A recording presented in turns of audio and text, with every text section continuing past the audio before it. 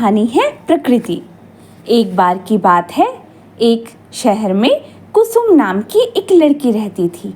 कुसुम के घर के पीछे एक बहुत बड़ा बगीचा था।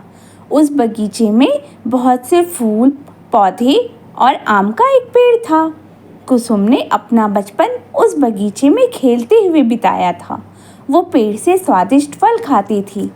जैसे जैसे समय बीता, पेड़ बूढ़ा होने लगा और कुसुम भी बूढ़ी होने लगी। फिर उस पेड़ ने फल देना छोड़ दिया। कुसुम ने उस पेड़ को काटने का सोचा।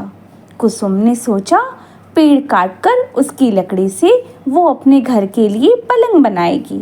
पेड़ के साथ कुसुम की बहुत सी यादें जुड़ी थी, पर ये सब भूलकर कुसुम पेड़ काटने लगी।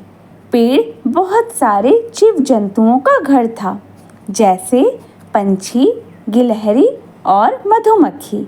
ये सभी पेड़ के पास आकर आराम करते थे। इन सबको जब पता चला कि कुसुम पेड़ काट रही है, तो सभी जीव जंतु उसकी ओर भागे आए। गिलहरी बोली, ये पेड़ मत काटो। तुम्हें याद है, बचपन में हम सभी इस पेड़ के किनारे तुम्हारे साथ खेला करते थे। तुम्हारी बहुत सी यादें इस पेड़ के साथ जुड़ी है। ये हम सबका घर है। अगर तुम इसे काट दोगी तो हम कहाँ जाएंगे? ये सुनते ही उसके बचपन की यादें ताज़ा हो गई। उन यादों को सोचकर वो बहुत खुश हुई। इस तरह पेड़ ने भी बहुत स्वादिष्ट फल दिए थे। उसकी डालों पर झूला झूलकर उसका बचपन खुशियों से भरा था। सभी जीव जंतु पेड़ को काटने से बचाना चाहते थे।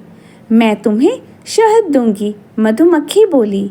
मैं तुम्हें मूंगफली दूंगी, गिलहरी बोली। हम सब तुम्हारे लिए रोज गाना गाएंगे, सारे पंछी बोले।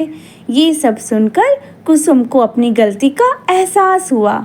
सबको अपनी बात रखते सुन आखिर में पेड़ बोला, कुसुम, मैं पर्यावरण के लिए बहुत ज़रूरी हूँ। मेरे रहने से तुम्हें ताज़ी, शुद्ध, ठंडी हवा मिलती है, जो ऑक्सीजन से भरी रहती है। अगर हम पेड़ ना रहे तो बारिश भी नहीं होगी। धरती का संतुलन बनाए रखने के लिए हमारा होना बहुत ज़रूरी है। अब कुसुम को अच्छे से समझ आया कि पेड़ सिर्फ जीव जंतु के लिए ही नहीं, बल्कि उसके लिए भी बहुत ज़रूरी है। फिर उसने कहा, मैं ये पेड़ कभी नहीं काटूंगी। मुझे अपनी गलती का पछतावा है। सभी जीव जंतु बहुत खुश हुए।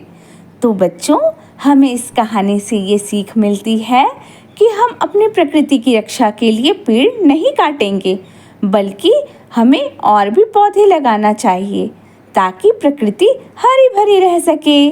धन्यवाद।